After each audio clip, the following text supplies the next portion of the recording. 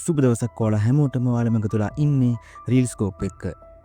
අද මම කතා කරන්න යන්නේ රිලීස් වුණ දවසේ ඉඳන්ම හැමෝම කතා වෙන්න ගත්ත තෙලුගු චිත්‍රපටයක් වුණ ඉලවන් ගැන. මේක ස්පොයිලර්ස් නැති වීඩියෝ එකක්.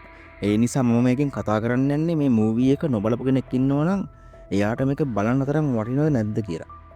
සීරියල් කිලර් කෙනෙක් එක ෂොකින් ට්විස්ට් එකක් තියෙන මේ මූවී එක බලන්න වෙන් කරන කාලේ වටිනවද? මේක තවත් එක ස්ලෝ ට්‍රිලර් මූවී එකක්ද? අපි දැන් ඒක ගැන බලමු.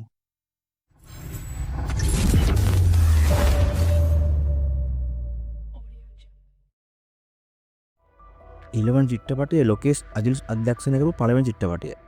මේක ප්‍රධාන චරිතය විදිහට රංගනයෙන් දායක වෙන්නේ නවින් චන්ද්‍රා. ඉතින් මේකේ කතාව ඉතාම කෙටියෙන් කිව්වොත් නවින් චන්ද්‍රට කතාවේ විදිහට ACP අරවින්ට බාර වෙනවා සීරියල් කිලර් කෙනෙක් අල්ලන්න. Yes, Psycho. With an unbelievable IQ. මේ කතාවේ ඉන්න සීරියල් කිලර් විශේෂත්වය තමයි මෙයා මගලා තියෙන හැමෝම නිවුන් නොවීම. ඉතින් මේ චිත්‍රපටයේ අපරාධ අභිරහස් වගේම හැඟීම් මිශ්‍ර කරලා ස්ලෝ බර්න් ත්‍රිලර් ෆෝමැට් එකට තමයි නිර්මාණය කරලා තියෙන්නේ. ඉතින් මේ වැඩේ මේ ෆිල්ම් එකටත් හරියයිද? ඔව්. මේකට ඒ ෆෝමැට් එක හරියටම හරි ගිහින් තියෙනවා. මගේ අවංක අදහස නම් ෆිල්ම් එකේ මුල් විනාඩි 40 වගේ ටිකක් ස්ලෝ. වෙලාව ගන්න වැඩි චිත්‍රපටයේ වටේ ලෝකය ගොඩනගා ගන්න. ලොං ෂොට්ස් එක ගොඩක් ස්ලෝ සංවාද අනවශ්‍යයි කියලා හිතෙන රොමැන්ටික් සීන් වගේම සින්දු මේ වගේ දේවල් හන්ද සමහර අයට මුලදීම මේක එපා වෙන්න පුළුවන්. ඒ වුණත් ඉන්න.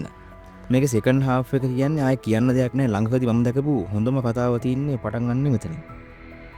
බෑක් ස්ටෝරියක් එහිටෙනවා. ඒ වගේම ෆිල්ම් එකේ ඉමෝෂනල් කෝ එක එහිටින්න ගන්නෙත් මෙතනින්.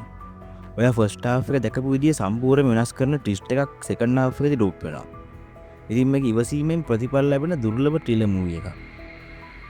මේකදී නවීන් චන්ද්‍රා සුපිරිම රංගනයක නිරත වෙනවා. සංගමයෙන් වගේම දැඩිව ඉන්න පොලිස් නිලධාරියෙක්ගේ ස්වරූපය මොන වගේද කියන එක මේ ඇක්ටින් වලින් අපිට හොඳින්ම බලා ගන්න පුළුවන්. අධ්‍යක්ෂක ලොකේෂ් උනත් නවකයෙක් කියලා අපිට දැනෙන්නේ නැහැ.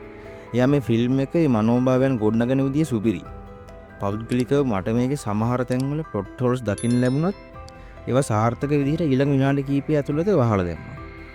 මම නොදකපු තැන් ඔයාලා දැක්කම මේක මම පොඩක් පහලින් කියාගෙන යන්න. එතකොට ඩීම්මන්ගේ මියුසික් ගත්තොත් ඒක අඳුරු ගුප්තා වගේම මේ ෆිල්ම් එකට පොඩි සයිකොලොජිකල් එජ් එකක් දෙනවා කියන එකයි මගේ මතය. ක්ලයිමැක්ස් එකේ තියෙන බෑග්ග්‍රවුන්ඩ් මියුසික් එක වුණත් ඇත්තටම නියමයි. ඇත්තටම ෆිල්ම් එක පෞද්ගලිකව මේ අවුරුද්දේ මම බලපු හොඳම ෆිල්ම් එක. මියුසික්, සිනමැටෝග්‍රැෆි වගේම ඇක්ටිං පැත්ත වුණත් මට නම් මේක පර්ෆෙක්ට්. මේක ට්විස්ට් එක වුණත් ප්‍රෙඩික්ට් කරන් හිටියට ඒක වෙනස් වෙන විදිය නියමයි. ඒ වගේම තියෙන ඉමෝෂනල් තැන් වුණත් ඔයාලා වඬවනවා ෂුවර්. හැබැයි මම මුලින්ම කිව්වා වගේ මුල් විනාඩි ටික නම් ඇත්තටම අවුල්. අනවශ්‍ය ලව් සෝන් එක්ක සමහර තැන් ප්‍රෙඩික්ටබල් වෙනවා මුල් ටිකේදී. ඉලවන් කියන්නේ සාමාන්‍ය ට්‍රිලර් මූවී එකක් නෙමෙයි.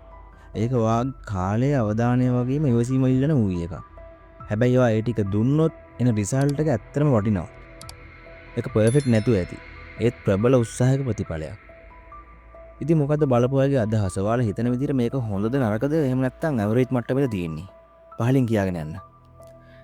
ඉතින් අද වීඩියෝ එක මෙතනින් මේ විදිහට අවසන් වෙනවා. තවත් වීඩියෝ එකකින් ඉක්මනින් හම්බ වෙනකන් ඔයාලට සුබ දවසක්.